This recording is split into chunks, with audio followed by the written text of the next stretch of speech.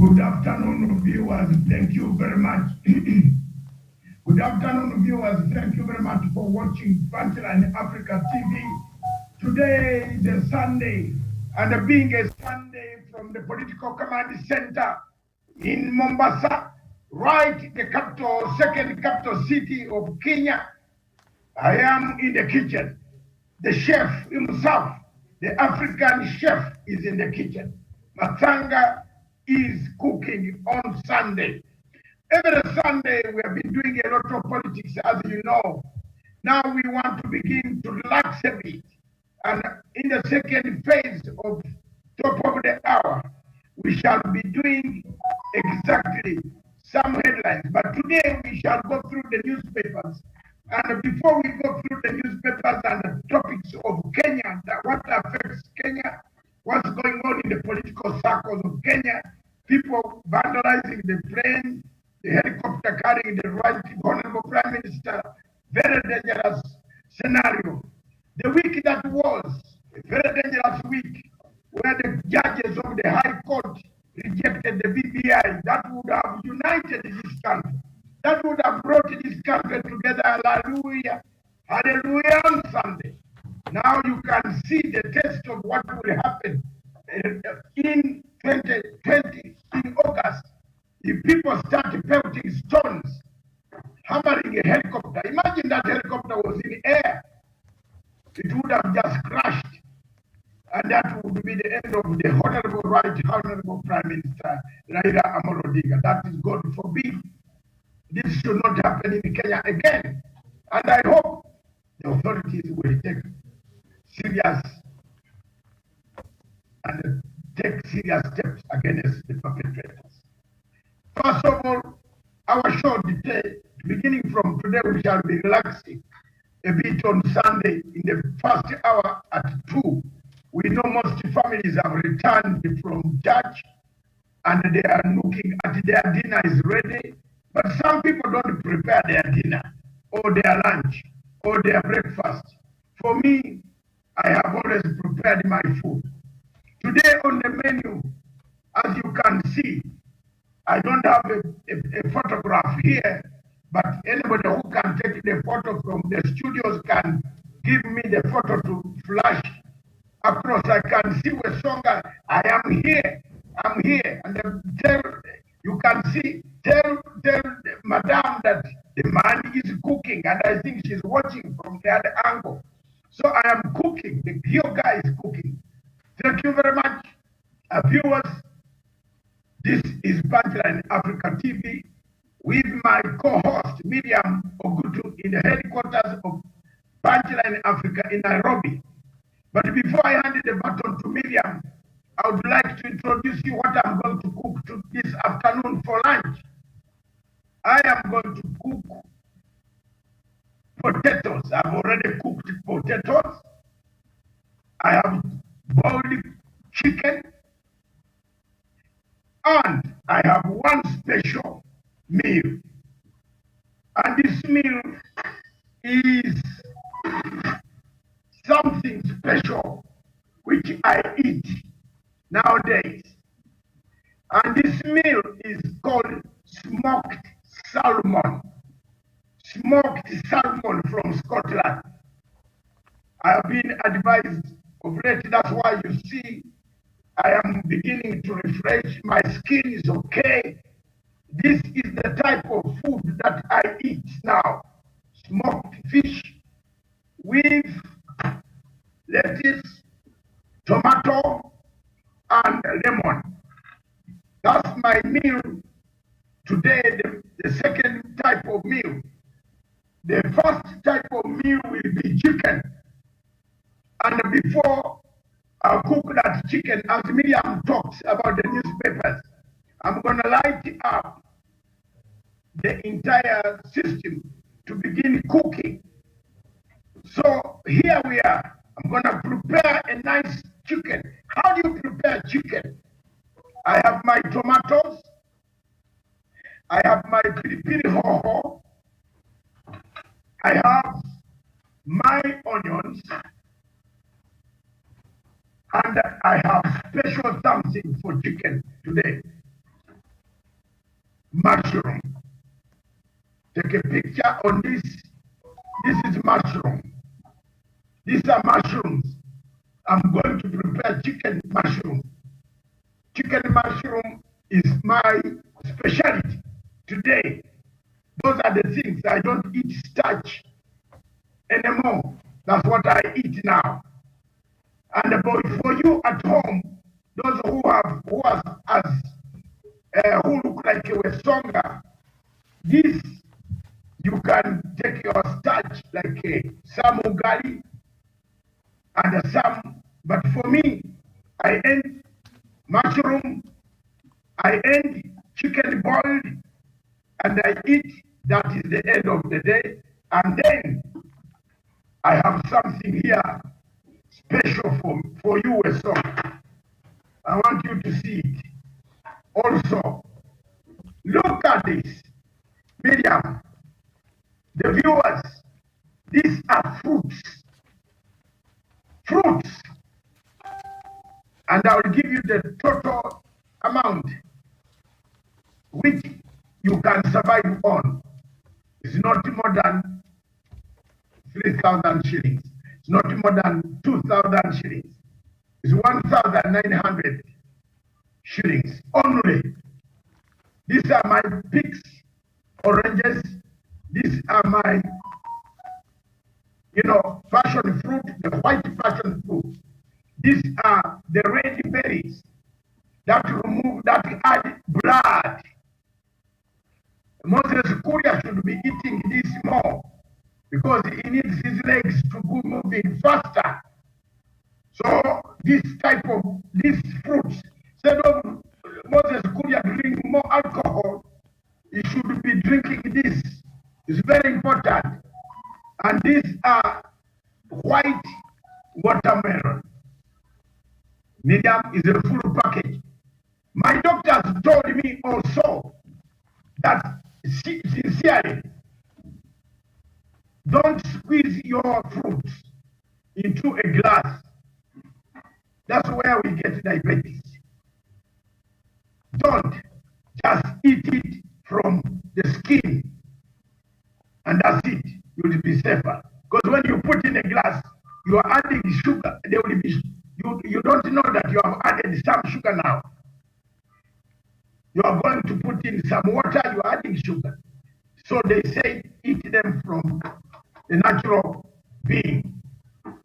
So ladies and gentlemen, across the continent of Africa, this is Matsanga cooking on Sunday. The guy is situated, is about to begin.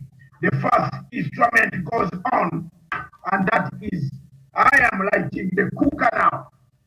And this cooker is here. Yes, the cooker is there. You can feel it. This is Dr. Matsanga at work. Not politics anymore now. Just relaxing on Sunday. And inside, well clean. Look, I'm now going to place a bit of my ingredients.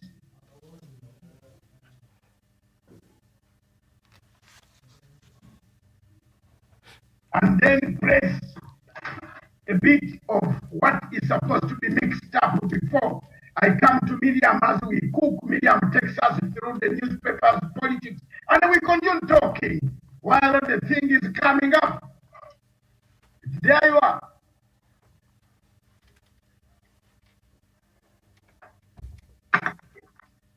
While the thing is coming up. This is Punchline Africa TV, the only station in Africa, the only one that looks at, I don't know who is this one joining me now, Paul Anyango. I am at the cooking place.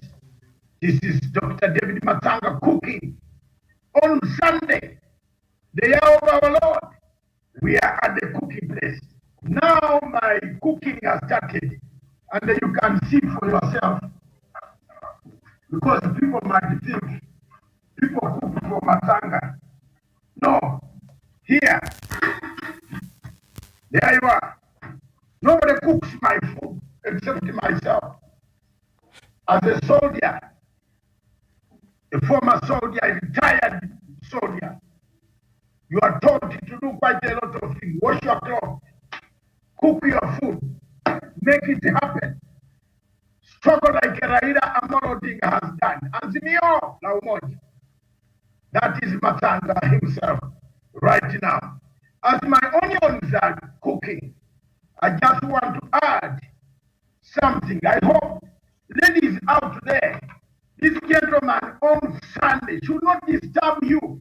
Look at what I'm pouring in here. Look at these tomatoes. Tomatoes. I know most of you disturb your wives. Come and cook. Don't do that. Kiruga, welcome to the shop. Dr. Matsanga himself cooking. I put in the tomatoes. Here we are. Now, as they cook, we put on there, it's cooking, boiling with the steam. You remember my chicken, my kitchen, sorry, chicken is ready. And remember, for you people who did not see, I have my fish here, smoked salmon, smoked. Hakuna matata, tuko na kitu mzuri hapa, very nice, smoked salmon. If you have a problem, don't get stones to throw stones at Raila's helicopter. Go home and finish your anger on cooking.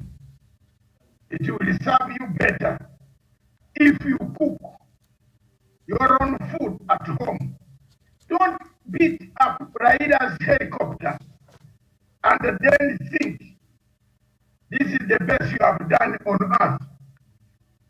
Go home and engage in some activities. Listen to politics. And I'm going to be talking freely like that because I've reached the apex. I've reached the apex corner of political science. Here I am. I've witnessed 10 military coups in my own country. I've seen governments overthrown in my own country. I've seen battles, wars, conflicts. I've seen my friends being killed, leaving families to me in my hands to handle. I've seen my own relatives go. So I know what a conflict is. Preach peace wherever you are. This cooking seems to be, there you are. Voila! We are going on. Onyango, how do you feel? Kiruga, how do you feel? I think you are going to eat from Viusasa. So thank you very much. Now is the time also to add. You see what I'm adding? Special. Yes, this wanja easy. First of all, you don't need even gravy, much gravy. That's gravy. Those vegetables, you eat them. Don't overcook them. You eat them. I used to eat starch. It brought me all the chaos that I have. But now, I'm not a starch eater. I eat very little starch because today is a Sunday. And the Sunday cooking is taking place. While this is taking place, I want to take this opportunity to say, to do this. There you are. You see. I hope you are seeing Onyango and the rest of you. I'm seeing. Yes. I am there. I'm putting on my tomatoes, and then I am putting on lettuce. Look at this, Miriam. Look at this, my sister. This is the dish. This is finally where I'm going to end. And look at this. This is the grip. It is supposed to be squeezed on the fish. Salmon, smoked fish. Salmon take a picture of this salmon smoked fish from Dr. Matsanga's menu. If you follow this menu, you will come down like me soon. Watch the space. This is Punchline Africa TV, the only political TV that talks politics, but now it is talking domestic science. Ladies and gentlemen across the continent of Africa, don't harass your women for cooking. Go in the kitchen, do some work, help each other. This Africa needs help. We need help. And this is why you see this meal. At the end of the day, you might eat it through view sasa, but it is the nice meal. Just buy salmon, half a gram or 1 kilo. Is about, it can last you for 10 days. 1 kilo, 10 days. This one I bought, this in my deep freezer, you can see back there. You know Mombasa is very hot, so you have to keep everything intact. And after that, now I want, yes, you see, before I hand over the mantle to Miriam, you can see this one. I think the cameras are showing. You can see that one. You can see that. You can see the cooking. Now my things are ready. I want to put the chicken inside here. Boiled. Remember, it's boiled, not fried. Boiled.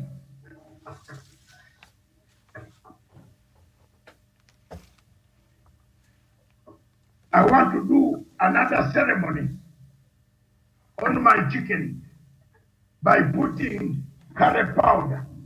I don't want to tell you how long I've used the curry powder, Miriam and the panel, but I've used this curry powder for over 40 years. Even I come to Nairobi to buy it and take it to London.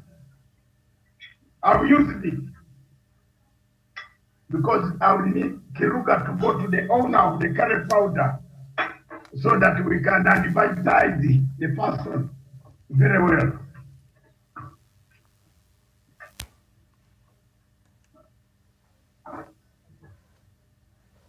Yeah.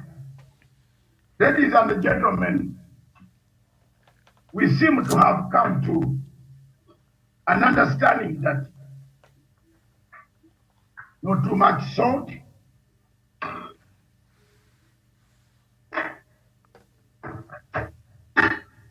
now you leave it to steam inside itself. Don't pour water yet. You leave it to steam inside. Ladies and gentlemen, those watching us, this is a Sunday, Miriam. And being a Sunday, we want to educate people to cook. We want to educate people to come back to be a family. We want to bring Mr. Magoha back, CBC. This is Magoha, domestic science. Miriam, when I grew up, there was something called domestic science. Domestic science used to teach people how to sew their clothes, buttons, how to iron your clothes. You go for a full lesson. What has happened?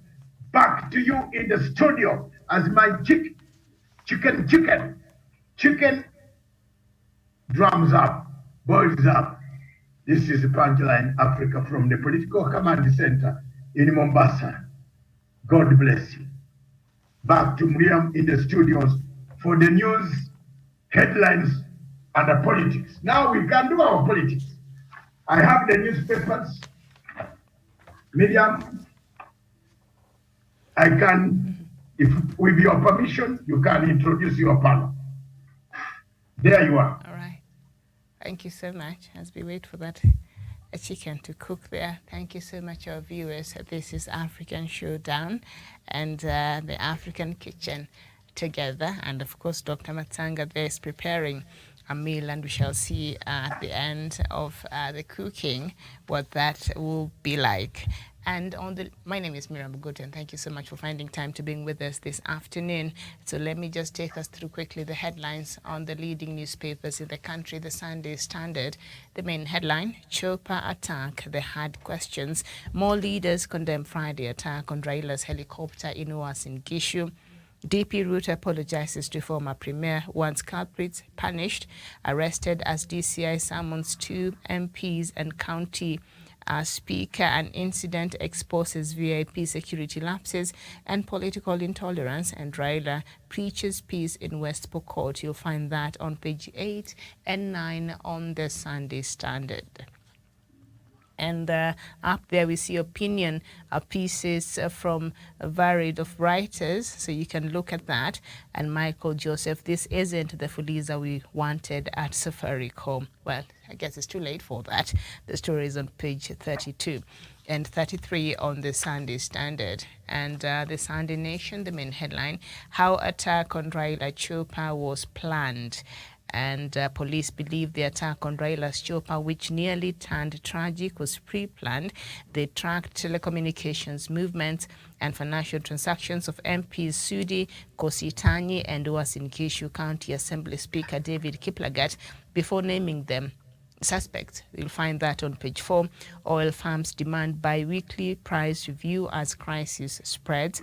That is on page 8. And the big interview today is with Mbadi on the Sunday Nation. The day Uhuru threatened to punch me, but we ended up in Embrace the Story is on page 10 and 11. And ODM primaries, direct tickets via while aspirants and voters, that is on page 19 and 21. And of course, Ruto apologizes for the attack and says any UDA politician found to have been involved will be denied tickets in the upcoming party primaries as a sign of commitment to peaceful polls. Now, this is something Kenyans will be looking to see. If at all, this will not just be talks, but the party will actually take, that action. That story is on page 5 on the Sunday Nation. So that is what we have on the leading newspapers. And before I take us back to Doc, this afternoon we are joined by Gladwell Kiragu from Nairobi. Gladwell, a very good afternoon to you. Very good afternoon to you, Miriam. Good afternoon to Dr. Matsanga. Good morning. Good afternoon to my brothers and to our viewers. All right, nice to have you on the show. And we are also joined by Daniel Wesonga, our correspondent and in-house analyst also from Nairobi. Daniel, a very good afternoon to you. Yes, a very good afternoon to you, Miriam Ogutu, at our headquarters in Nairobi. Good afternoon to Dr. Matsanga David, all the way from Mombasa, Kenya. Good afternoon to my sister Gladwell Kirago and my brother Paul Onyango, and our viewers here in Nairobi, Kenya, East Africa, and the rest of the globe who are watching us this afternoon. And it is my pleasure to be on the conversation this afternoon, Miriam. All right, nice to have you too. And last and not the least, we are joined by Paul Onyango, our regular guest here, a panelist on the show, also from Nairobi. Paul, good afternoon to you. Good afternoon, Miriam. All right. And the viewers at large. Good afternoon, Dr. Matsanga. Good afternoon, Gladwell. Good afternoon, Daniel. All right, nice to have you. And I see today you're at a different location. I hope that your Sunday is coming up well. Thank you so much for joining us. So back to Doc to start us off as we wait for the food to get ready in the conversation. Thank you very much, Miriam. One of the stories that has last week dominated the waves was the story of BBI. As if that was not enough, the same week after BBI had been called null and void by the Supreme Court, something very similar happened. Something very, very strange that is showing us the way forward. How will these elections be conducted? How are we going to conduct these elections? How will the people conduct these elections? Tuambiane ukweli. Hapa, there is something which is not tying up. And for me, as a person who loves peace, who has negotiated peace agreements. I feel so sad that the helicopter of the former Prime Minister was stolen. I am one person I've written on the Facebook that even if you give me $2 million, I will never climb a helicopter in Africa. Because it is a very dicey situation for me, David Matsanga. Even if you're going to Lodwar, even if you're going to Mogadishu, if there are no planes and there is a way to drive up to Mogadishu without Al-Shabaab touching me, I'll drive and reach there. But I cannot use a helicopter anywhere in Africa. Because a helicopter is very dangerous once it is damaged. The smallest thing damages while it is in the air. Imagine they had gone and that stone was, the helicopter had taken off a bit. Raila would not be there today. How would this country look like? So these are the things that forced me and some of us to say the BBI and the redemption strategy was the best way forward for some people. But unfortunately, the courts dismissed the BBI. It will come back. Whoever wants Kenya to be peaceful, which Azimio wants Kenya peaceful. Azimio people want Kenya peaceful. That's why you see Kalonzo, Raila, we are together in the West Pokot. They started their first rally there. But if we are going to do the things, pay goons, pay younger people, pay senseless guys, more so in a region which is very volatile, a region where we still have IDPs looking at their houses being used by others. I have been approached by about 90 people now who have their houses and they are not using them, but their neighbors have taken them over, and these people have been given a small chamber to stay there. I have a list. The other time when the DCI was trying to uncover this and register people, he was condemned. But now it is coming back, Miriam, because if this type of standards start now, there could be very big ramifications. And we want to ask all the youth in this country, please restrain yourself from this type of actions of picking stones to howl at your opponent. Thank you, Miriam. All right, thank you so much. So perhaps we just start there from where you've left. And I think this has been a big conversation since it happened. The attack on the former Prime Minister's chopper in the Rift Valley during the burial of Mzee Kibor on Friday. Let me just start with you, Gladwell Kirago. What's your thoughts on what happened there? Thank you so much, Miriam. I think currently our country, and the citizens, we have an issue with incitement. Yesterday and the previous day, I was in Biwa, that is, I think, in Homa Bay, and I can tell you for sure the functions that were going there, they were political, yes. But the incitement with those people, there was also another car that was crashed, which belonged to ODM party leader. And the issue with these people is that when the function is about to end, you see the people just storming in with stones because they have just been paid. I saw they're just getting paid 200 bob, and you know, in the village, and I'm sorry to say so, 200 bob means a lot. So the incitement with these the people, and more so the people in charge were inciting people that the incitement is the only way, the only way out. I think it should stop. I was also not happy. I was in Diwa. I think it is in Homa Bay. The same thing happened too. All right. Okay. That is new information. Thank you so much for that. Paul Onyango, the attack on the chopper of former Prime Minister in Rift Valley on Friday. Okay. Your thoughts on that? My take is it was not. I condemn the action of the youths and even the politicians who are involved. It is something that is not.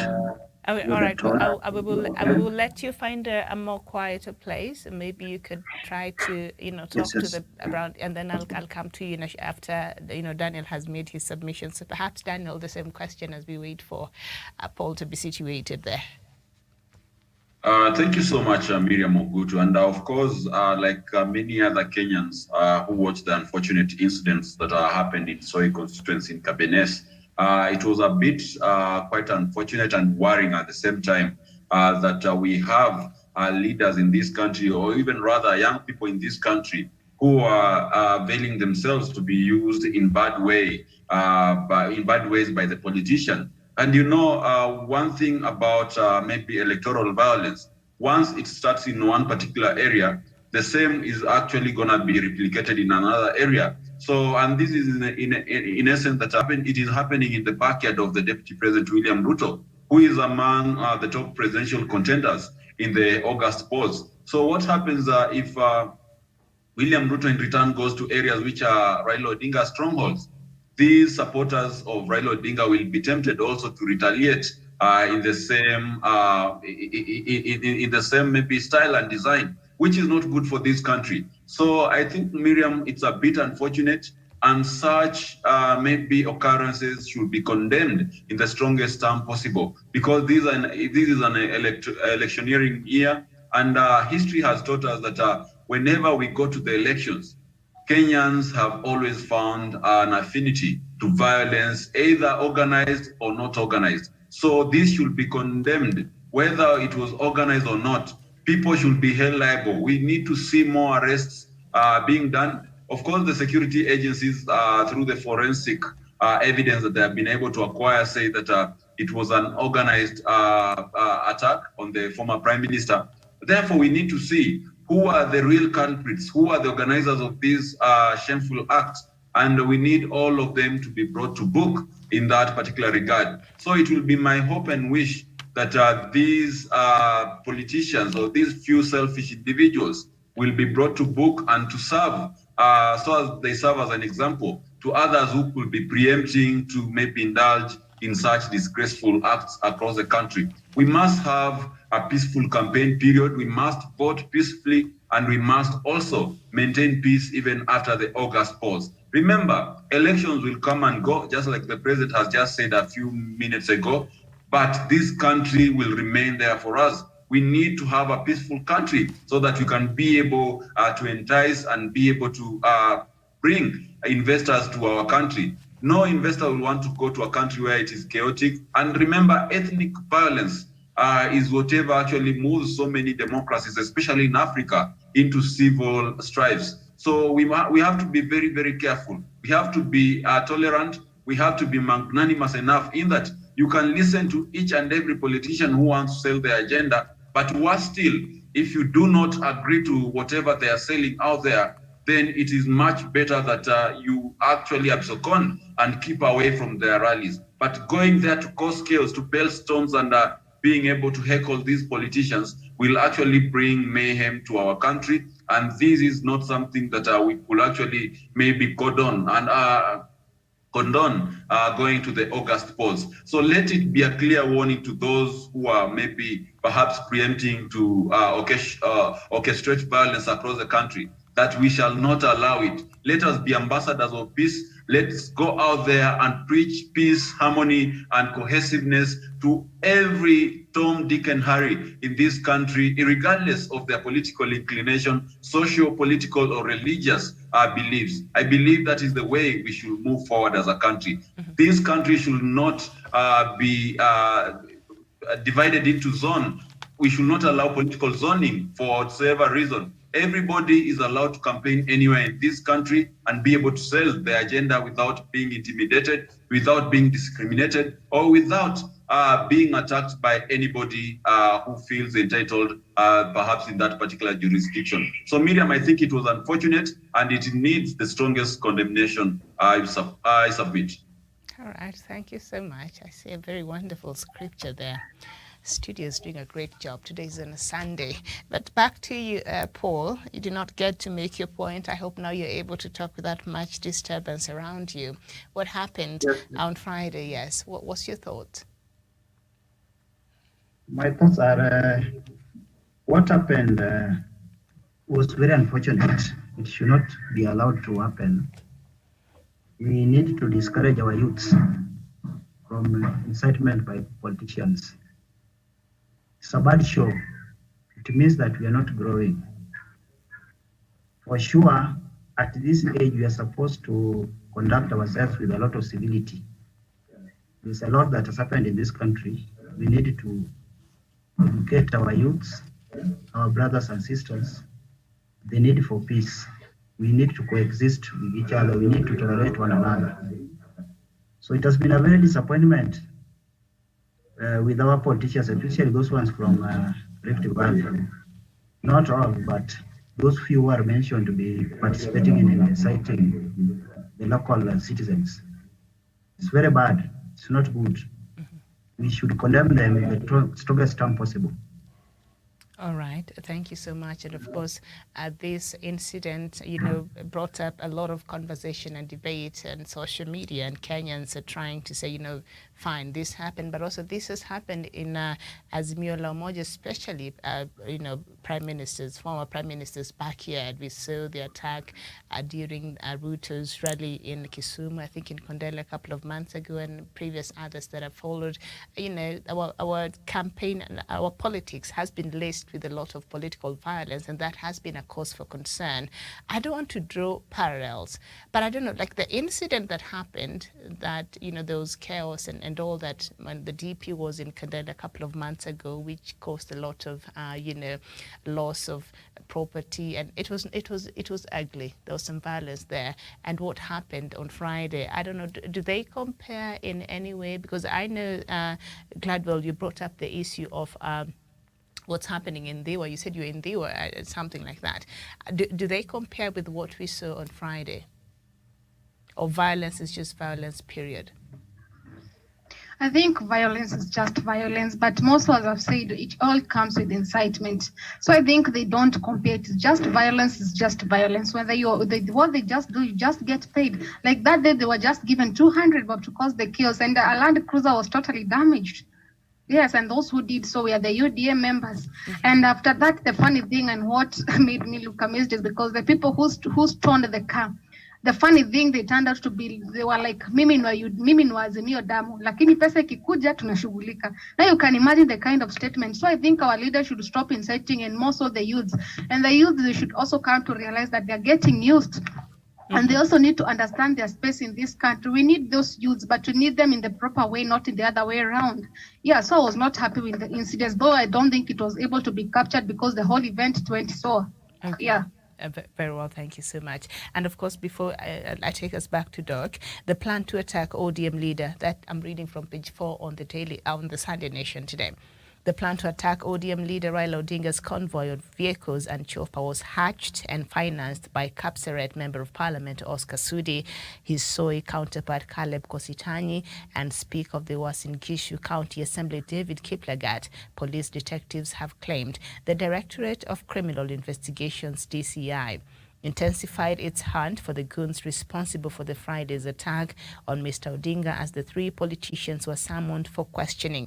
Up to 17 youths were arrested by yesterday, were found in possession of bundles of new 50 notes Kenya shillings, which were allegedly dished out to them as an incentive to attack the Azimio la Umoja One Kenya coalition party flag bearer, who had just condoled with the family of the late businessman Jackson Kibor. And just on page 5, I see the DP Ruto now, after he apologized for what happened for the attack, and says that any UDA politician found to have been involved will be denied tickets in the upcoming party primaries as a sign of commitment to peaceful polls. Doc, are we likely to see, these politicians whose names have been brought up, and I think investigations have continued, should they be found culpable with evidence? Preliminarily, investigation shows these 3 people could have been involved, but now we are waiting for the full investigation. Will the DP's party live up to this, a promise that he made, that anyone found culpable will be denied a ticket by the UDA party? Dr. Matsanga. Thank you very much, Miriam. What the Deputy President is saying are lies. Mr. Caleb Kostani is Mr. Ruto's PA. He was Mr. Ruto's PA. He's actually the one who introduced me to Ruto in 2011 as his PA when I was handling the ICC cases. He has been his business PA. And for him to come out and say, let's see whether he will actually, if it is proved that they took part in paying the youths, let's see whether Ruto can stop that guy's ticket, whether he will not give him a ticket to stand as the governor of UG. So Mr. Oscar Sudi is the business PA. Mtu anabeba pesa za mkubwa, mtu mwenye anaenda kila pale to insult families, to molest anybody, to harass everybody in that region.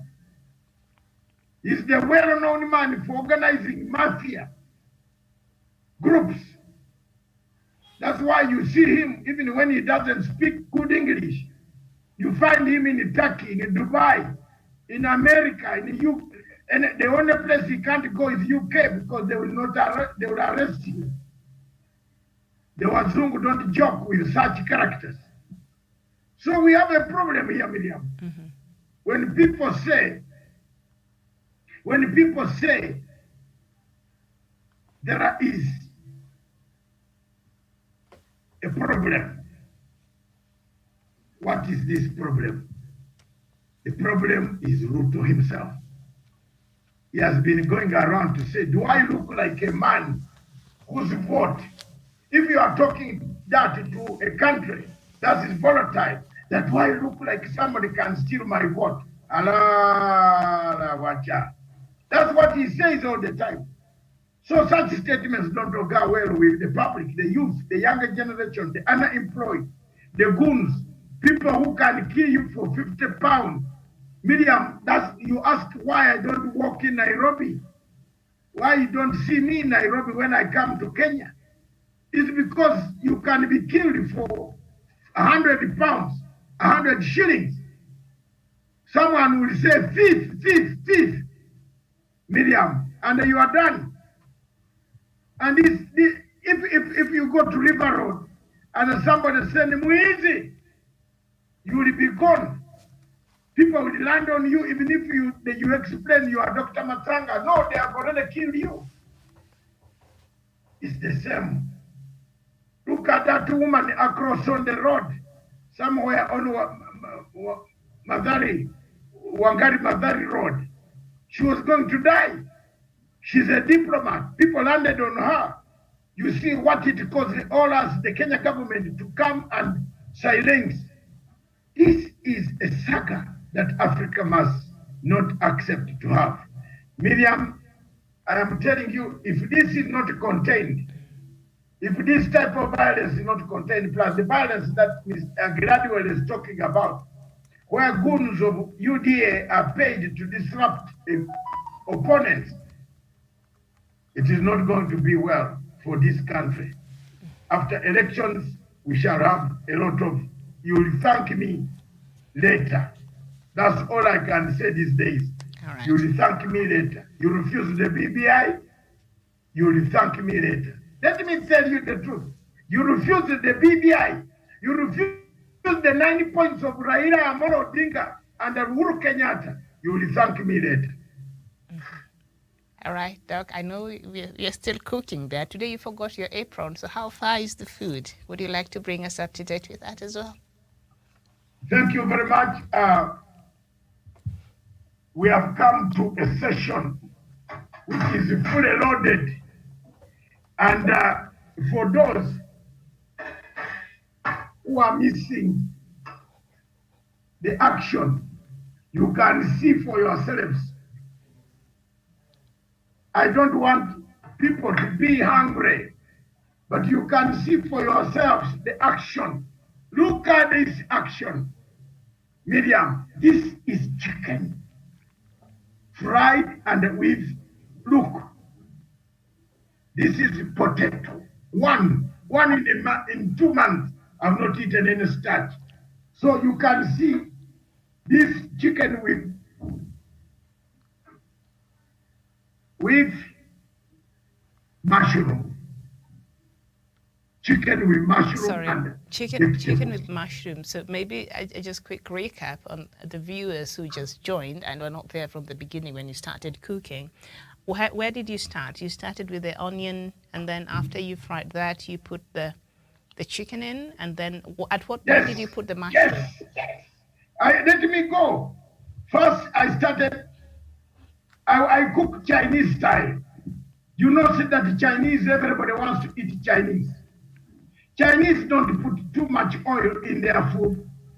They use the natural oil in the food, in the vegetables. I put vegetables. In fact, what has been generated here is vegetables themselves with the water sealed. And when you touch this piece to eat now, it is fantastic. Then I put in first the onions, then I put in the tomatoes cut to smaller pieces, then I put in piri hoho. Then I brought the chicken. Then I finally put in the mushrooms. Okay. Then curry powder until Miriam sends an invoice to these people. I can't tell you the name of curry powder I used, but I used the curry powder. So, Kiruga, if you are hungry, Kiragu. Yes, sir. If you are hungry, swallow more saliva. But if you have a way to arrive here, in Mombasa now, you can fly, and we have a meal. And the song, I don't know whether you have learned something here today. Don't disturb Madame on Sunday. I don't know what. Don't disturb Madame on Sunday. For Miriam, I know Miriam cooks her meals. She knows. That was one of my first meal. The second meal that I had prepared very well. So that is cooked. That is done with the mushroom chicken. That is done with. It's finished. It's ready for. As soon as we finish the second show, I'll warm it and eat it. And go for it. Go for it by yourself. Go for it. Yes. Okay. Now this one is what we call smoked salmon fish. Kutoka Scotland, uko Uingereza. It is available in the market here in Nairobi, in the city market. Yeah. And even major supermarkets sell salmon. So this meal helps for us who don't eat starch. It's light, it gives more, it's a protein, it gives more strength, it doesn't stay much, doesn't create fat. And this is the second meal that I'm going to eat later on. This you can put in a fridge under the temperatures of 18 degrees. You cut a bit and eat. We are here, we shall be sharing with my PA later on, and he has already. So the salmon is already smoked. You're not going to take our viewers through the process of making the smoked salmon. Smoked fish. First, you take it out, Miriam. Thank you very much for reminding me on that. You take it out of the freezer. When you take it out of the freezer, you put it on something like this, on ice. And this is what I had done. This is ice. You put it on ice to keep it so that it doesn't create any difficulties with your stomach. Then you cut your ordinary tomatoes and you get lettuce. And if you go to lettuce, these are the things that cost. If you are to take this meal to Kempinski today, do you know how much it is? In Kempinski, this is about 12,000 shillings. This has got about 3 plates. and it will cost about 12,000 shillings with VAT, taxes, levy taxes, what. You come out when you have paid 12,000, and yet you yourself, with that 12,000, you can buy fish. I bought one salmon, smoked salmon, which Miriam will take me about 10 days. Okay. And I eat it. Yeah, since now I eat only twice in a day in order to keep up, and I don't eat any starch. I only eat starch once in a month. At the beginning, like now, I'm gonna eat only sweet potato, one. That is it. To keep, so that I don't lose starch in my body. That's it. Thank you very much. And if there's any question, Kiruka. No, keep putting it, Doc. We'll come back. Just we'll come back, because I see you have very exciting things. Because I also want to understand. I know you also do have fruits and all that, but we'll come back to that. Yeah, we'll come back to that. We want to stretch it until the end of the show. All right. So yes, I am. I'm waiting. Yes. And so, I'm just waiting to prepare as we go on. Yes, prepare the rest. The show, I will be ready with the rest of the food. Show, I think so. Yes, absolutely. No, we are continuing as we. I think it's nice that way. So you'll bring us the rest of everything else that is remaining. So as we continue this conversation, I know that Mr. Sudi, the MP, has come out and apologized and even said that he will be willing to help Raila if he chooses to visit Rift Valley again to campaign and all that, and even mobilize for him. Daniel Wesonga, I don't know, what did you make of that apology? Has the damage been made, and is it possible to do a damage control at this point? His apology. The fact that he's been named by the DCI. Yeah, thank you so much, Miriam. And of course, we know Sudi is a natural politician. And for politicians, they are very, very treacherous human beings. And whatever he talks might not be necessarily whatever he means. And, whatever they speak about during the day is not whatever they do during the night. So I think the milk is already spilled in as much as maybe that incident is concerned. But I will maybe like just to laud whichever part he says that anyone is allowed to campaign in any other region around this country without being intimidated. That is the way it ought to go. But going by what Oscar Sudi perhaps maybe has been doing to the ground, I think it does not reflect whatever he's talking about. And we need honesty in this country, Miriam. We need people who are genuine and who mean business when they talk about peace and having maybe cohesiveness in this particular country. We do not want people like Oscar Sudi who talk about peace and unity only when they are in trouble, but in lack of trouble, they actually go away to insult the president, to insult the first family, and cause a rack of divisions across the political divide. Remember, when Oscar Sudi utters reckless words in his Facebook live stream, it is actually an act of actually divisive politics that he does while doing that. It is from those maybe periodical ethnic or maybe political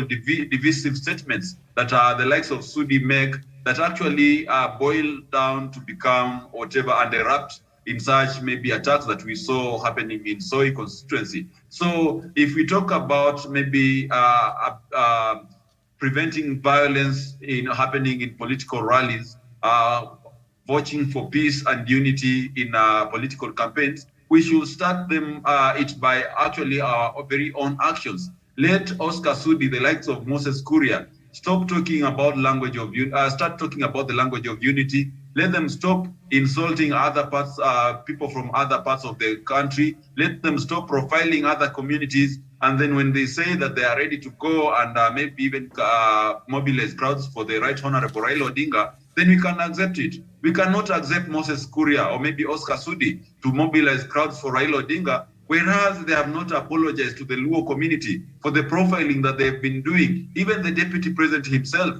he has been calling people from the Luo Nyanza as watu ya kurusha mawe.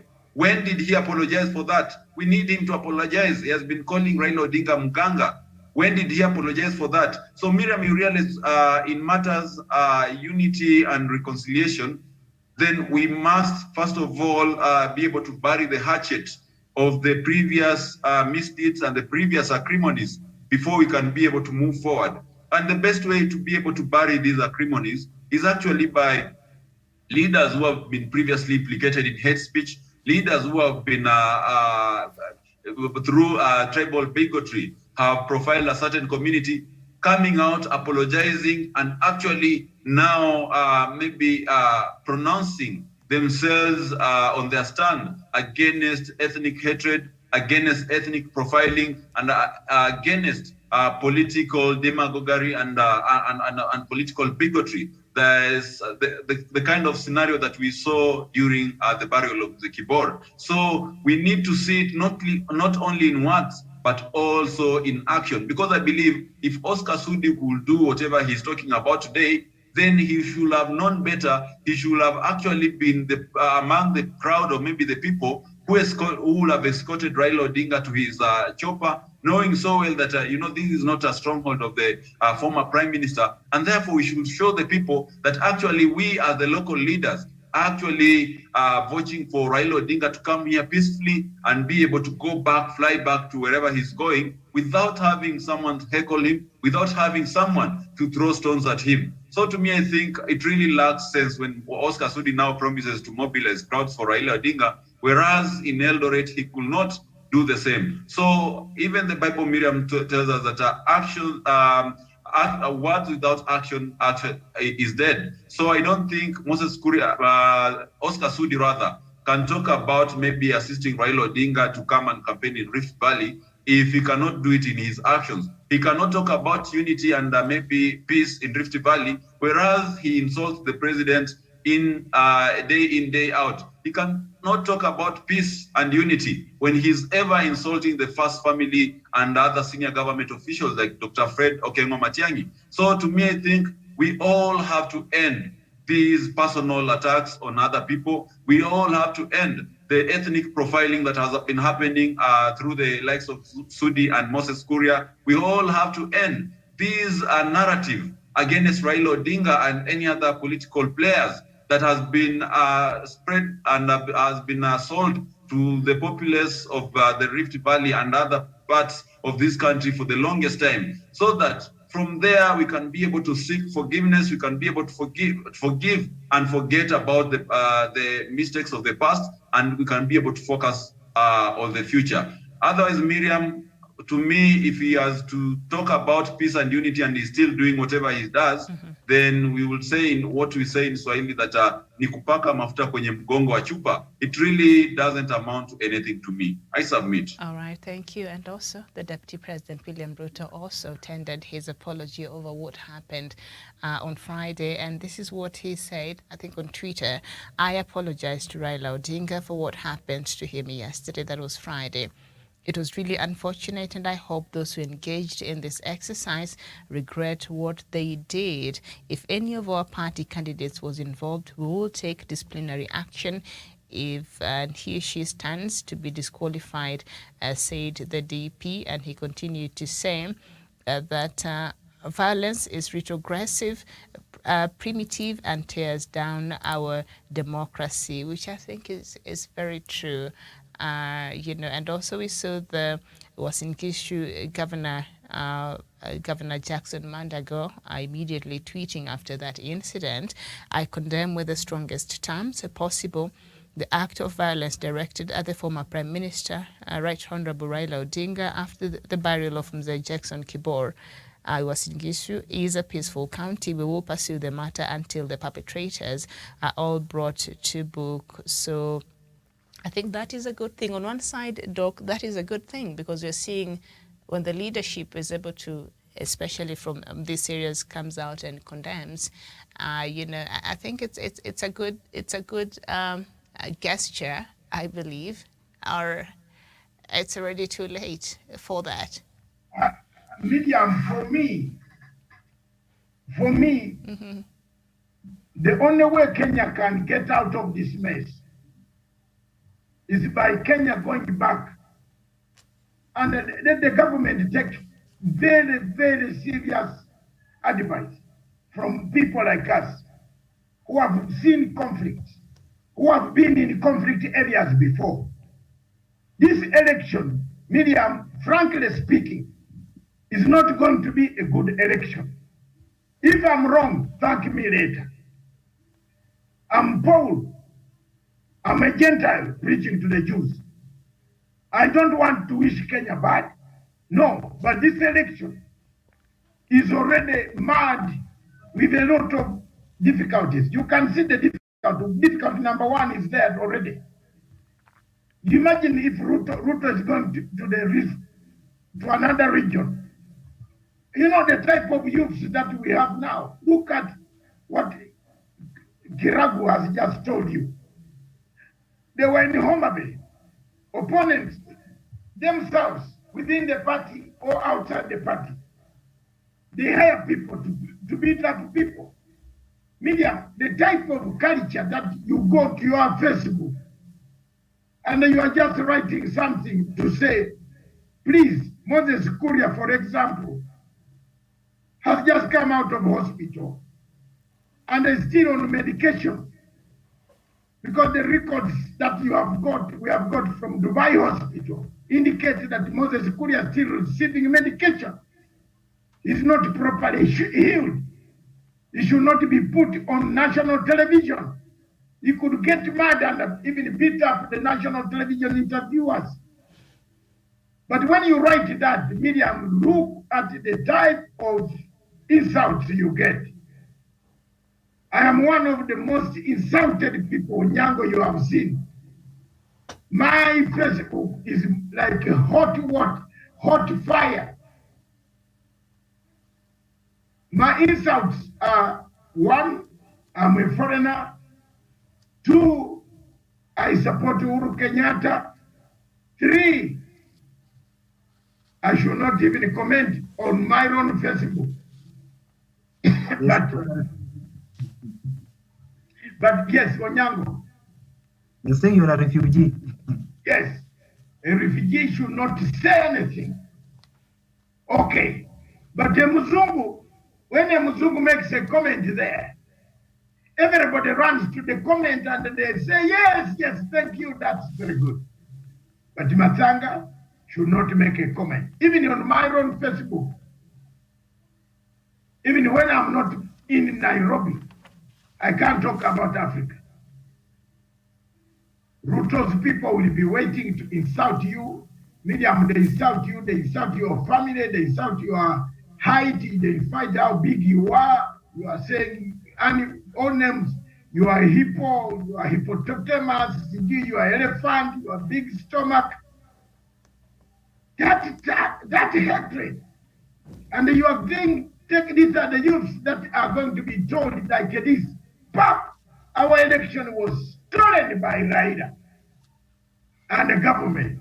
They will come on the streets. They will start killing people in the Rift Valley. If they can dare it during their time, Miriam, let's think like this. If these guys can dare it during their time, come and smash a helicopter in their time of a former prime minister who is guarded. You tell me how many other, you as an ordinary Matsanga, with your vehicle, it gets spoiled in Eldoret town. Sindio, you start, get out to the Bible, they will kill you with the Bible. I'm telling you, and let's not beat about the bush that we are covering this. There is a lot of hooliganism in Eldoret, in Nakuru, in all those areas of the Rift Valley, very high. If they hear you in a club, in a nightclub, talking that this is the man who insults Ruto on Facebook, they want to beat you up. A friend of mine, who is just a friend of mine, he was drinking at one of the hotels. I don't want to mention it, Wesonga. He was drinking in one of the hotels and they said, oh, this Matsanga is a very good guy. He does a lot of work for this country. One of them they said, what, Matsanga, you are Matsanga's friend. Eh? Eh? You tell him, where is he? Do you know what? You know, the guy had to pay the bill, Miriam. They paid the bill and they drove, they were going to Malaba. They are from Bungoma. Luckily enough, they were in a group of a village. One of them is a licensed holder, gun holder. So one of them said, what is your problem? What is it? What do you want? But they had now started gathering on the table in a place where these guys were also having lunch. They are saying about these are Matsanga's people. In your Matsanga group. And the worst part is they are talking what you don't know. You don't know what they are welcoming you or they are going to beat you up. So these guys said, the girlfriend said, please, let's go. So the very fact that they started paying their bill very fast, they thought this was Matsanga here now. One of them, maybe Matsanga is in the car. They went outside, about 10 on the car, to watch the two cars leave. So Miriam, it's not a simple thing. It is not a joke. This is going to happen. And unless we arrest it now, it is going to bring this country to very terrible circumstances. I submit. Very well, thank you so much. And in other news, I was just going through the opinion section on the Sunday Nation, and Peter Kagwanja, the chief executive at the African Institute and former government advisor, has a very interesting opinion piece here, and he's saying that BBI ruling will affect President Uhuru Kenyatta's legacy, and it will also affect the court's credibility. I think the lower courts that had initially ruled on the BBI the rulings, that some of them were quashed by the Apex Court, judges there. So will this affect President Uhuru Kenyatta's constitutional reform or political legacy? And is the court's credibility now in question with some of the rulings they made, that we saw, the Supreme Court? Is it in the Nation? It is on the Sunday Nation on page 15. Kagwanja. Yes, Professor Kagwanja has written a very interesting piece there. What the BBI ruling will affect President Uhuru Kenyatta's legacy. Which page? I didn't see. The opinion poll usually is on page 15. Yeah, you'll find it. Yeah. I found it. It's very interesting that, Uhuru rekindling the dream of the father without the levers of power will be a hurricane task. Task. Look, Professor Peter Kagwanja was one of the few people who came to BBI task force. BBI ruling will affect Uhuru's legacy. How? Why do you begin, Professor? Why do you begin negatively? Why do you begin negatively? It won't. Uhuru Kenyatta has done his level best to be a professor. Let's be very honest. It is you people who have actually dismembered Uhuru Kenyatta's legacy. You, Professor Peter Kagwanja, you have joined the Speaker of National Assembly to dismember Uhuru Kenyatta's vision. So for you to write here, to be on Professor Kagwanja is always on the fence. He eats from the fence. He benefits from the fence. Wacha niseme. Nacha niseme nimwambie what can he do? He has been plagiarizing my work. I've been keeping quiet. Anaiba kazi yangu anaandika. He thinks I'm stupid. Hii watu saa imefika na mimi niwaambie wazi. Because you think I'm a refugee, I cannot talk. You steal my work and right, and then you say it will kill the legacy. Which legacy, Professor? Show me the legacy which will die. It is you who has joined the Speaker of National Assembly to dismember Uhuru Kenyatta. You should be told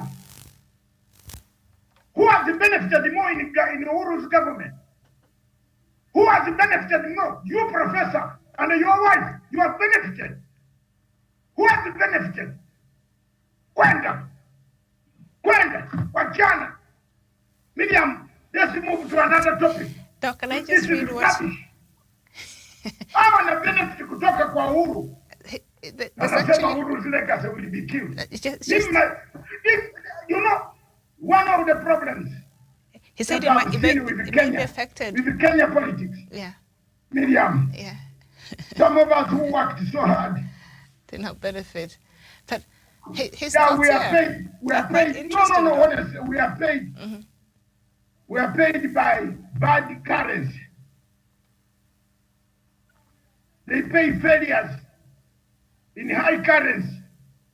This man here, he benefited a lot in the Uhuru legacy, in the Uhuru term, more than us who suffered for Uhuru. Ukweli ambiwe sasa. We suffered for Uhuru. We suffered.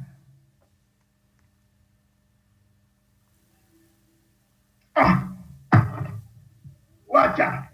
We suffered. Some of us are even cooking food here now. You know, please leave it. We are cooking food. We suffered. You think Macau Mutua would be talking to me? Kagera would be talking to me. ICC came for me to struggle. But here is a man who sits on the fence, collects your information, and writes that he is a professor writing, stealing people's information. The other day, the court stole my information. I kept quiet. Uliona? Hello? All judges went for, all their researchers went for my information. Wasn't that paper published in May 2021? Look at it and look at their summary. What did you have they quoted? Give a man credit. Give the guy credit. Kwachana. You are eating money for nothing. Give the guy credit. Don't underrate me because I have no country.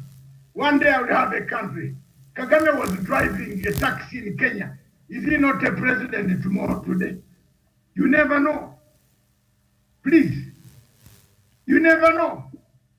I might look like this, but I'm well organized in ideas. I've seen a lot.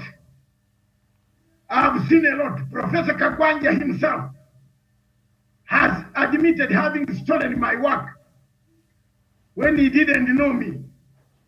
And he used to publish my work. So now, here we are saying, oh, it will kill the legacy. What legacy?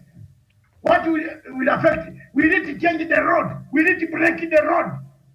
No. Let's ask a question. We need to break this road running through town. Is that not a legacy? Professor, don't start negative things here. Professor Kakwanja, the Speaker of National Assembly, there would be unity today in Mount Kenya if the Speaker of National Assembly did not start attacking his own friend Uhuru Kenyatta. There would be unity. Surely when others saw the Speaker of National Assembly and that woman called from that woman from Embu, the other woman from Embu who was removed from a ministry because of corruption. What is her name? The MP, who is always swaggered at Mombasa beaches here. Allah Sharma. Hey, that one. Yes. Always in Mombasa beach. I don't know what she does here. Look, why Miriam, it annoys so much. These guys condemn Uhuru, condemn Raila, but it is them who have created a problem. They went and dismembered the Speaker of National Assembly, dismembered his own friend called Uhuru Kenyatta. The Speaker of National Assembly came up with life, came back to life because of Uhuru Kenyatta, because of the empire of the Kenyattas. He was going down, he was drinking liquor, nguli, enguli, enguli, enguli. Wala! Alikuwa anakunywa pombe ile ya watu ya mjijini. Wa! Kendra, you Kenyans, if you don't speak the truth, muko kwa shida kabisa. Muko kwa shida. I can go home, but nyenye mtakuwa na shida kubwa. Sasa watu, the speaker, the man was even languishing in Sikiago, in Embu here. He could not even have money for taxi. Kupata normal taxi ya matatu kumleta hapa town. Wanamleta hapa, sasa wanampatia kazi, anaanza kufurafura because he's a speaker. He insults Kenyatta. With this guy here as his Secretary General. Mouthpiece. This is the mouthpiece, this Kagwanja here. The wife is earning a salary. We have kept quiet for long. We have kept quiet. Some of us who worked so hard for Kenyatta, we are fed up. We are not happy. Tuambiane ukweli.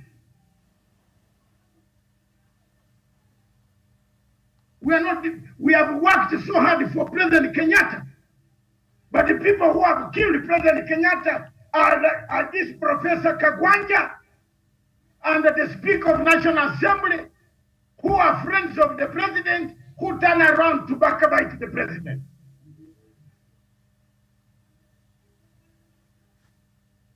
What will they do?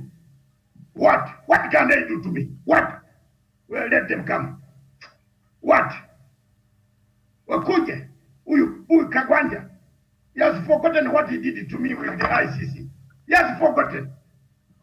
I've been keeping quiet. I've been keeping quiet. Miriam, it's good you brought this. Even my food is going to be sour today. No, you've taken so much time in that food. Let me just read a bit of what he's written here. As the head of the executive directly charged with overseeing the implementation of the 2010 Constitution, Kenyatta created the necessary space for the Supreme Court to thrive at the apex of refurbished judiciary. It is in the corridors of this judiciary that Kenyatta's constitutional referendum attempt, initially scheduled to occur in Kenya in June 2021, met its Waterloo. Nevertheless, I've skipped a few lines there because of the interest of time.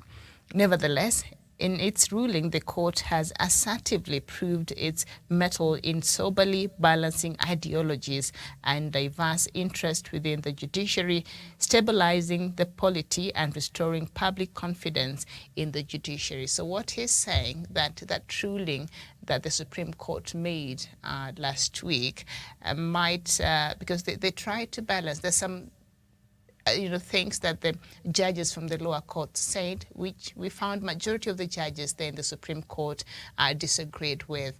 And they were, according to him, they were balanced in how they gave their ruling. So in this regard, they've actually perhaps restored public confidence in our judiciary system, and also, also affirmed, President Uhuru Kenyatta, because he has always, when you listen to President Uhuru Kenyatta talk, he's always said, we are a country that believes in the rule of law. And so, according to what he's saying, after President became, 2013 he was elected, he's been trying to strengthen institutions.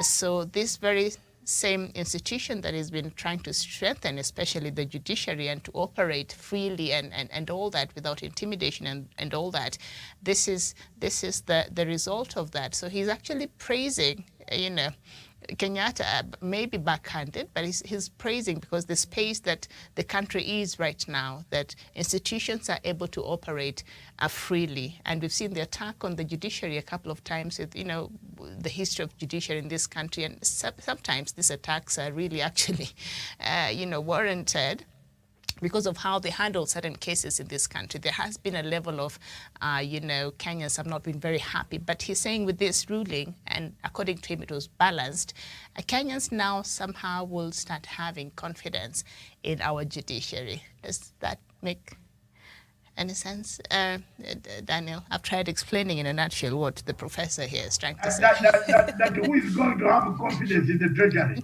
In the judiciary, Kenyans. Judiciary. This will restore the public confidence in the judiciary, the ruling that happened. According to him, it was balanced. You see? Can you see now? Didn't I tell you? You see? He's standing on the side. Miriam, you might think, sorry, wait, you people. You might think I'm complaining for that. But let the president hear me. Let other people hear me. These are the people who have killed the president's dream here. Kagwanja and a group. The Kagwanja pretends to be very good working for the government. But he's not. Time has come. He's double standard. I want to tell you, during Mugabe's time, Kagwanja was in South Africa writing so many bad things about Mugabe. And I want to tell you the truth. Mugabe is not a joke. I went to South Africa, to Harare. Mugabe asked me, who is this man of Amnesty, Transparency International? When I looked at the name, Mugabe says, do you know him? I said, yeah, I know this guy. He's from Kenya. Oh, then let me tell you the truth. Mugabe went back like this in the chair. I'm now telling you. He went back in the chair, said he's a Kenyan. Okay, that is very good. Now he's a Kenyan. Are you able to look for him and tell him to stop writing this? I know Mugabe very well. When he goes back like this, the late Mugabe, when he goes back like this, Wallahi Amun, you know he had already made up his mind. Okay?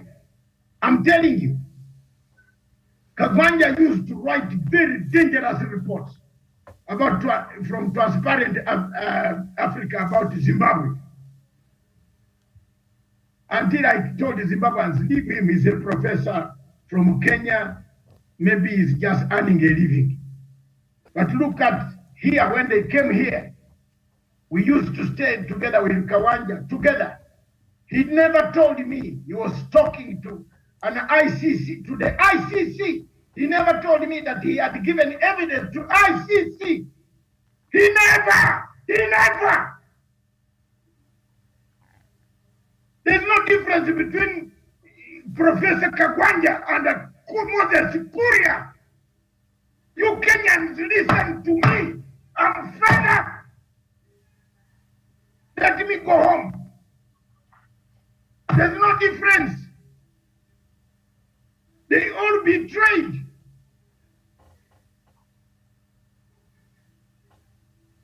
The guy even plotted with in the same apartment where I was staying for the ICC Maria Kamara to kill me. I have suffered. Muache, I have suffered. So when you see them doing the things they are doing on Uhuru Kenyatta, I am not shocked. And we give them even, when we see them, we call them professor. What fucking, what? They are kidding. They want, I was not shocked that professor came up and said he was the PA of Saitoti. You heard that? Didn't you hear that? I didn't know. How many times did Saitoti arrest me here? Have I told you? for defending Uhuru Kenyatta. How many? Wacha tutoboe nyenye. You people, close the thing and we go. Or we can have it. Let's eat our food. Let me go and eat my... You know, Miriam, Professor Kagwanja is a very bad man. We call him out today. If others fear to call him out, I've called him out. Let him kill me. You might not be shocked he's writing papers for Ruto. That people who don't know him, he might be writing very nice papers to earn a living for Ruto. And then you call him, you show him the way he was in BBI. When he was removed from BBI Secretariat, do you know what? He became angry with BBI system. Him and another man called Karau. Mimi, I don't keep quiet. I tell the truth. So you tell me, who has killed Uhuru Kenyatta legacy? Professor Kagwanja, Speaker of National Njem, and there's another one called Njem Muturi. They have killed, plus Muturi, this one. They have killed them. They have a clique that is against Uhuru Kenyatta in the mountain. Time has come for us to speak out the truth.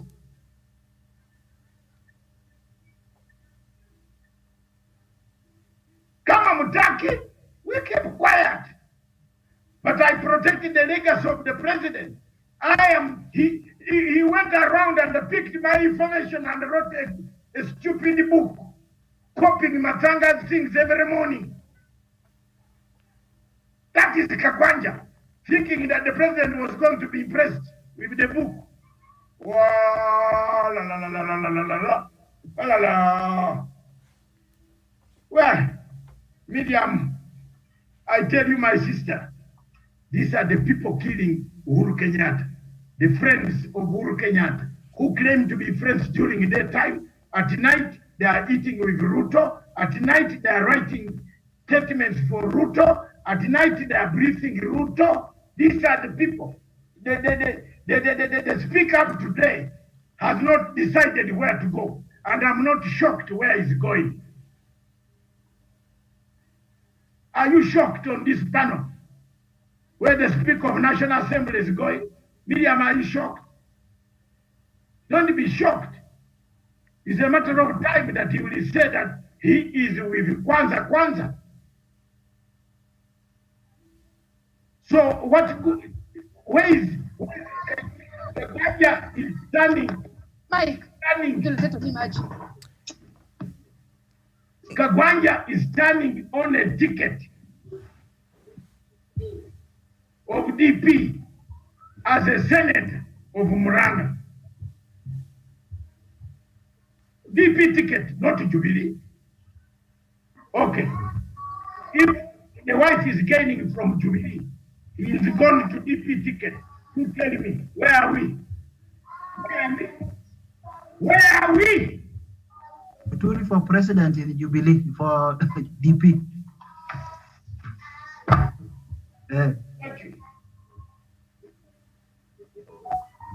I've talked to this because he has written something about the legacy. So let him hear. Other news just coming in now is the United States of America, Congress, Senator, the Senator of Friend, the chairperson of the Friend Senate Relations Committee, has written, Mr. Robert Mendes. Oh, Gladwell, hold, Gladwell. Gladwell, could you mute your Robert device? Mendes has petitioned President Joe Biden, asking him to withdraw the invite given to President Museveni of Uganda to go to U.S. African Summit. That's the breaking news.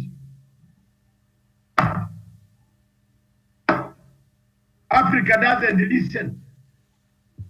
They pay Americans to do lobby for them when Matsanga knows Susan Rice. Hey! Katonda Wang, not me.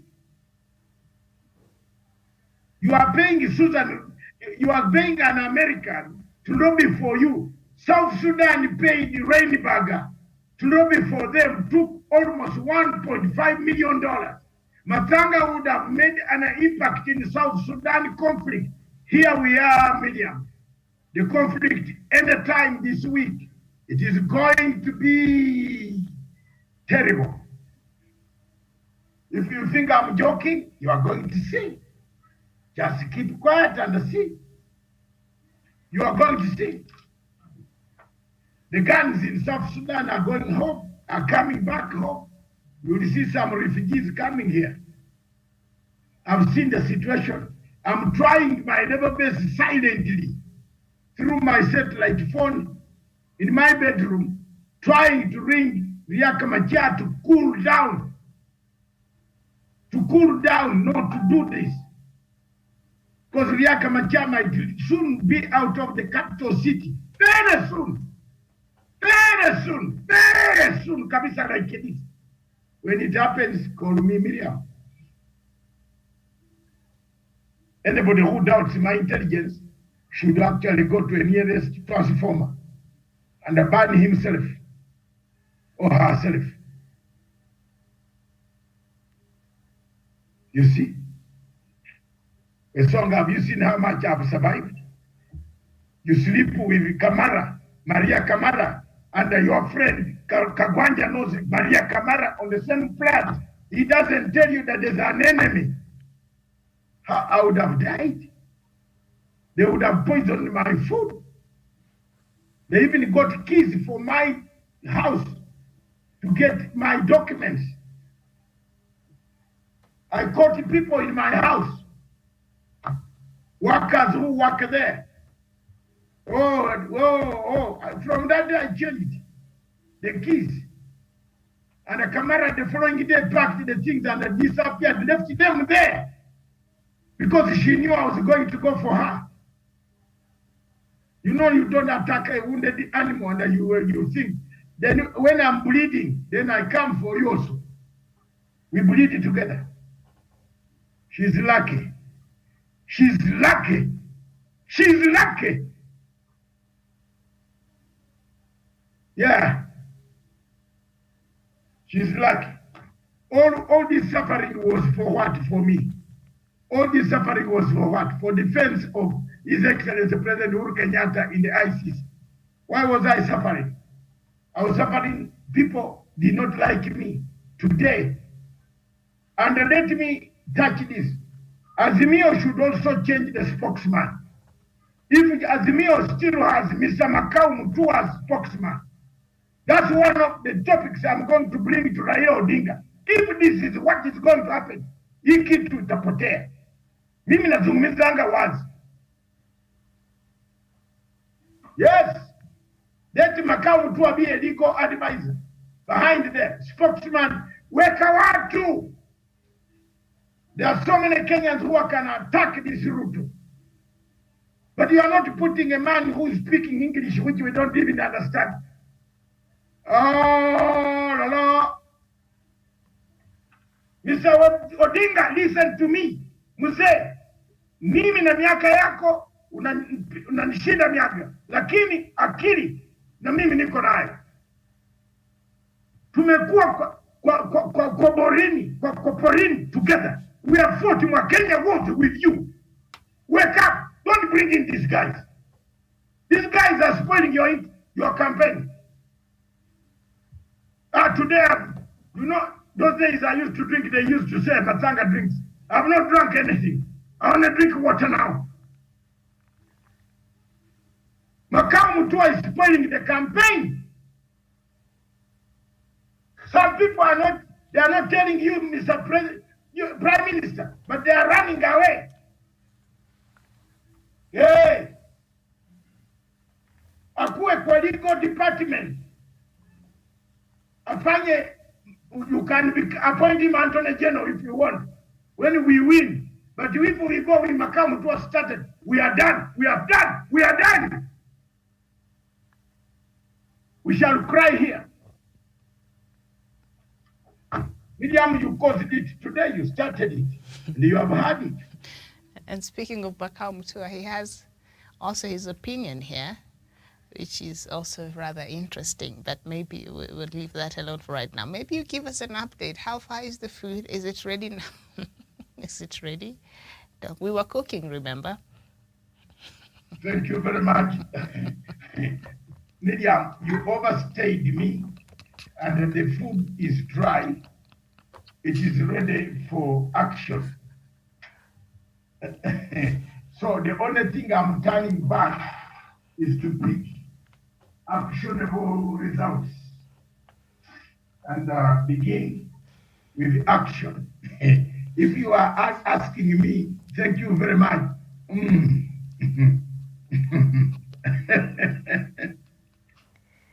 Miriam, don't. This is what you wanted me to say. Is the food ready Thank you now? very much. It is very, you know, when you eat the real vegetables here. Thank you very much. This is a Sunday, and being a Sunday, we shall always be flexible. In the remaining, how many minutes? We have only 13 minutes to close down our show without going anywhere further. Is just to say the play one clip of President Samia Suluhu of Tanzania. I have sent the tape, the clip that played is just 1 minute. Where she has wenye maeneo yenu, mawaziri mnaosimamia sekta, waambieni wananchi ukweli. Vita ya Russia na Ukraine imepandisha sana bei ya mafuta. Na mafuta yanapopanda ndio kila kitu kinapanda. Nauli zitapanda, usafirishaji wa bidhaa zitapanda. Sasa hivi kutoa container kutoka China ya bidhaa kuleta Tanzania, wafanya biashara kwa nalipa kwa container ya futi 40 nadhani dola 1500. Sasa hivi ni dola 8000 mpaka 9000. Hii inakwenda kuingia kwenye bidhaa nazozileta. Kwa hiyo waambieni wananchi ukweli. Wasikae tu kulaumu serikali asemi kitu. Bei zinapanda za mafuta. Mafuta ya kula yamepanda. Right.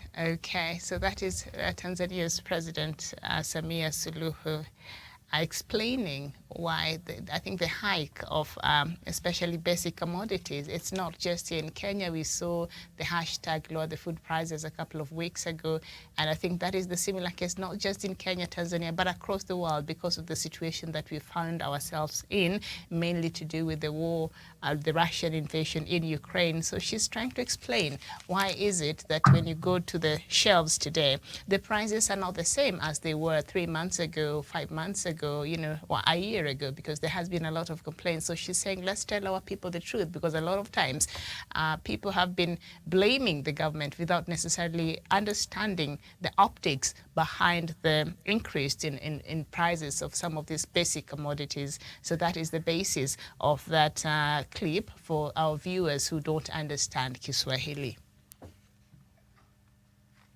Doc. Thank you very much. There you are. That was the topic for the second show, which we can summarize with that. Across the whole continent of Africa, Miriam, everybody is crying about hiked prices. But the truth is summarized in what the Tanzanian president has said.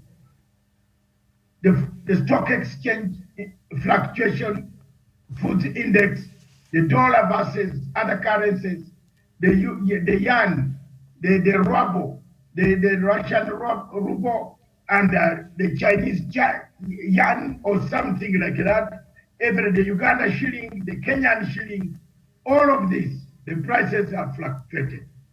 And the index is up and down. Therefore, the war in Ukraine has caused quite a lot. Britain, Russia said it will not sell any gas to British. I told you about 1 month ago. that most of the people in Britain soon will run to UK, to Kenya for sunshine because it will be too cold. So they are, luckily enough, Britain spared some gas. Otherwise, gas is becoming even very scarce. Miriam, I tell you, the goods in the supermarkets in London, in Tesco, Sainsbury, Asda, all this, the price is so high. 100 pounds, you buy like 4 items. I used to send my family money. You send the family within 200 pounds. They tell you that, what is this? It won't be enough for a week. You come out with an empty trolley. More or less, the things are counted on the trolley. So things are not very good everywhere. And the earlier the governments in Africa explain this, the better for us, other than keeping quiet. Thank you. That is all I can say from here. In the political command center in Mombasa, Kenya, I have done my best. And that is the best that I can do now. I've cooked. Unfortunately, Miriam, you will eat through Viusasa and Kiragu. You can give them 1 minute each or half a second to summarize. To give all of you. the last sentiment. So I'll start with you, Gladwell. I'll also dwell most on the issue of the fuel. And I was traveling, I noted it's like a countrywide thing. There is no fuel, and also in the western part. Like you could go, you just enter into a Shell station or maybe a Total, and there's no fuel. You're thinking that there's the way you go, you'll find there's no fuel at all, and people are suffering.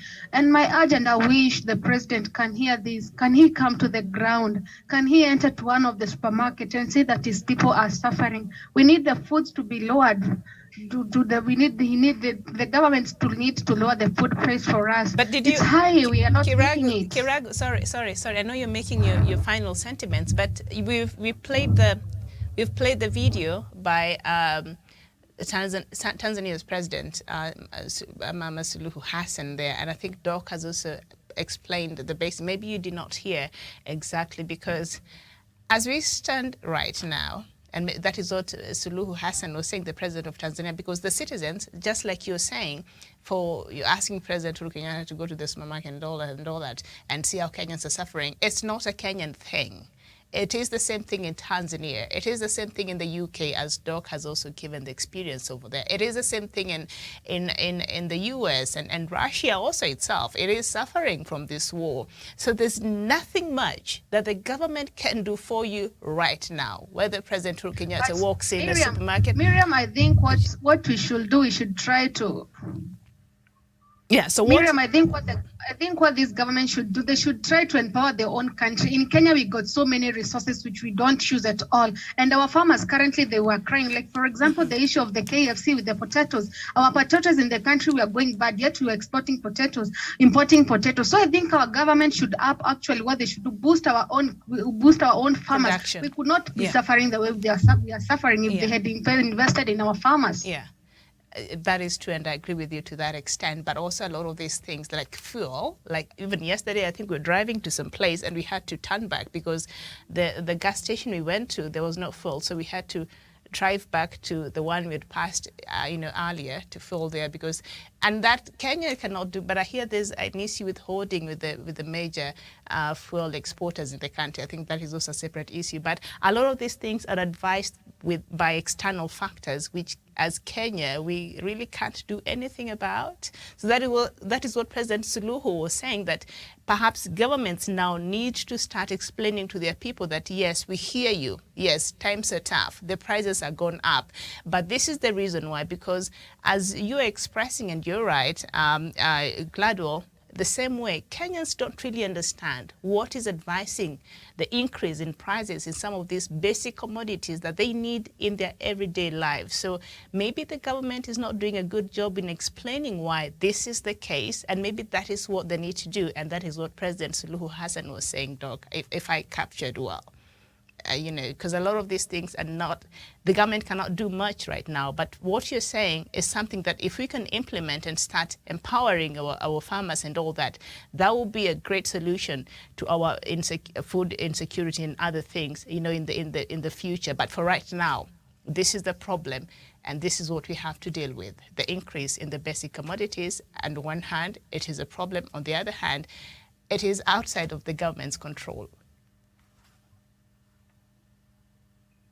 You are saying I should talk about it?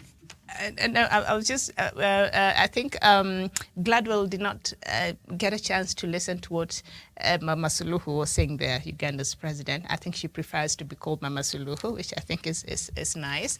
And so, because you're saying, Gladwell started there by saying President Uhuru Kenyatta should start going into the supermarkets and seeing how much Kenyans are suffering.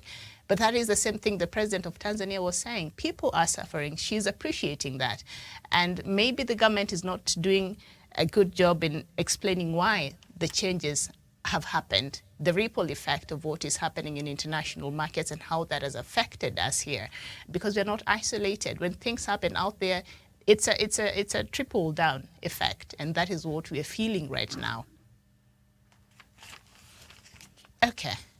I'm exhausted now. I think it looks like people are scared. Everybody is on the side. Everybody is on the side. Let me be honest. Yeah. Everybody is on the side of the commodities going up. Yeah. I'm the only one who doesn't fear. I want to say the truth. Maybe me and you. Kenyans, yeah. Kenyans cry of serikali saidia. Wacha nikwambie watu leo, nyenye wa Kenya muko na kitu moja. You have a problem. The British, where this disease called corona started and came, are still wearing masks. But the problem we have now here, I looked at the churches all today throughout on television. And Wesonga, you will bear me witness here. And Miriam, do you know that everybody has, you people, among us young people in my team, please, Kiragu, and Paul, Wesonga, Miriam, don't leave a mask. The cold weather is coming back. People have forgotten. If you go to the supermarket, nobody goes to the place for the water hands. Nobody is doing it. Tuko na shida moja hii. Shida ya Kenya ambayo watu wanalia serikali saidia. Hii kitu itakuja tena Mei. And it is still here in the skies. Utaona watu wanakimbia governor meeting, governor press conference. Why are you not wearing your mask? 2, fuel. Your MPs increased the price, voted and increased the price, created middlemen. You allowed them. You are even now voting them saying, we love UDA. UDA, aha. Now, Wesonga is keeping quiet. He can't make even any comment on this. Are you? I support you in totality because, as Kenyans, we complain without even knowing where the cradle of the problem is coming from. And I was very, very happy when President Samia Suluhu Hassan actually told the Tanzanian leadership, the people in government, to tell the people the truth that the conflict between Russia and Ukraine is causing everything to go actually to skyrocket because Dr. Matsanga, as a financial expert, understand how much oil prices actually affect production, and with its effect on production, it actually affects even the smallest of the commodity that you think that you consume in your house. Only because of oil prices going up, the cost of bread will go up. Today, I was having a conversation with someone in Kisumu, and they tell you that even the fishermen have hiked the prices of fish by 100%. Why? Because the cost of fuel they are using in the boats have actually also gone up. So it actually disrupts the economy. And this is from the global economic meltdown that we are having currently. However, most Kenyans will want ignorantly to put all the blame on government and be able to crucify the head of state on that note, without the slightest regard to the fact that the global economies are actually playing to these difficulties that we are facing. And even before we had the conflict between Russia and Ukraine, we had the meltdown due to the pandemic. You realize that most industries globally, major industries, could not be able to send workers into the facilities to be able to meet up the demand of commodities across the globe. And in decreasing in supply and the high demand, it actually occasions the prices to skyrocket. And that is why the commodity prices went up during the pandemic. And even before the pandemic is out of town, we actually have another conflict in the name of Russia and Ukraine, fighting. So I think we need to educate our people about the global economies and how they affect the local economies and ultimately the food in their baskets. Mm-hmm. So Miriam, I think that was a very, very good point to note.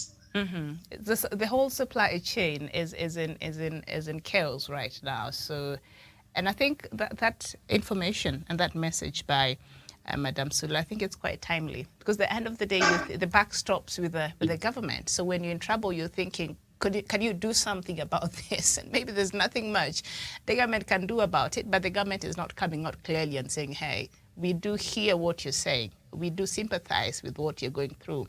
But this is the actual situation. Maybe it needs to do a lot of that so that Kenyans understand what is really happening. Absolutely. Miriam, Gladiwell of Kiragu, there is somebody who saying that, are you my daughter? That if she is your daughter, Dr. Matsanga, I'm changing from UDA to Azimio just to be your son-in-law. Because there's a photo you sent where your photograph is up. And they say, in the comments, there's this gentleman called Muturi. I think Muturi's son was watching us. Thank you. That's my regards. Oh, no, wait. Thank you very much. Miriam, the festival starts now. No, before you, I think Onyango could make his final Onyango, you had something to say because I am hungry. You can drop out now. Yeah. So, why is Miriam pushing me to eat? Paul, go ahead. Okay, Daktari, before you go on the festive, Yes. Okay, I would just to add on Kiragu's sentiments, whereby our African governments, in most cases, okay, some of the problems that we face, like this one, in this circumstance, in one way or the other, if the government can start programming for what is called value addition for our products, at least the extent to which we can, that's one way of intervening on a price that we, when we do value addition at home, it is one way of ensuring the stability in price in case where there's like instability in oil producing countries that affect our production. So if we depend mostly in because we are being told that Ukraine is the largest the edible oil producer, apart from this one we use for running machines. So if at all we can be doing value addition, like Kirago was saying about the potatoes, it would add a lot of value for our foreign exchange, such that the country does not spend a lot in using foreign exchange for importation. Mm-hmm. And I agree with you. I think that the issue with, I agree with you, Paul, but that is a long-term thing. But the issue of food security, as you've said on this platform, times and times in the past, that is something that the current government are recognized as something that has to be addressed. So we saw President Uhuru Kenyatta put it as one of his big four agenda. So this is a matter that the next government must take very, very seriously and address it in a manner that actually Kenyans can feel the impact. You know, it's a whole policy thing. It's a whole, you know, empowerment thing. It's a whole thing that needs to be done. Policies that will protect our farmers. We stop importing the food that we can produce here. We put things in place that can make this dream to be realized. All right. So this is something that is important, and the next government must take this food secure Kenya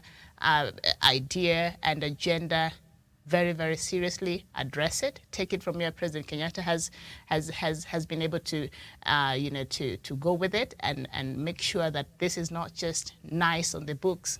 This becomes a reality to Kenyans and our fridges and our tables. This becomes reality to this country, a food secure Kenya. So a very important point there. Thank you so much, Paul Doc. Conclude the show for us. Thank you very much, viewers. I hope today we have been very relaxed. I don't know whether I would like to, 1 out of 10, each of you mention how the show was. Starting with Kiragu. Yes, the show was a fantastic one and an enjoyable one, and I wish you can share the meal, lakini sasa cha tukulia view sasa. 1 out of 10? Yes, 10 out of 10. That's my rate. Okay. Paul,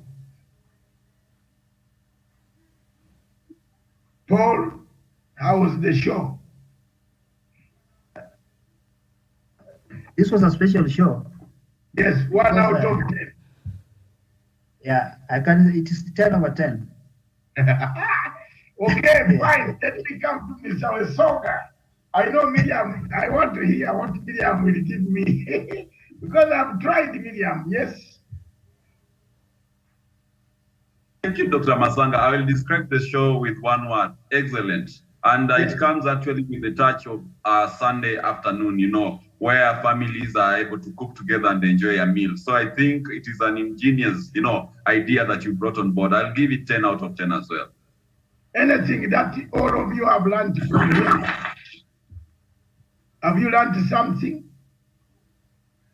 Yes. Yes, what have you learned? Cooking the chicken? I will start loving cooking. Okay. Kiragu? Yes. I love cooking and I've learned new skills. You want further education on it? I think I need further. Okay, Wesonga? Yes, Dr. Matsanga. Of course, every day we learn something new. And for me, maybe I'll pride myself before the rest of the panelists that I started learning it way back in 2020 during the pandemic. So I'm just advanced my skills. And this one here, this one I'm packing for Miriam. Tomorrow I'll make one. I'm coming with it to the office. Miriam, back to you. What are your comments on the show? My cooking skills. Am I being fatherly? It's okay. Make some comments, Miriam. Come on. It's all right. It's okay.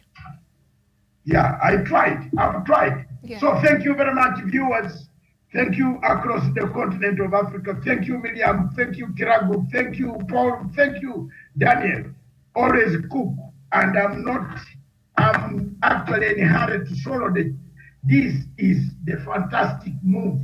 I'm going to warm it up, see it until tomorrow again at about 8 o'clock in the morning. Then I'll touch any food which is salt. The rest will be water. That is the way I do my things these days. Cheers. Bye-bye. See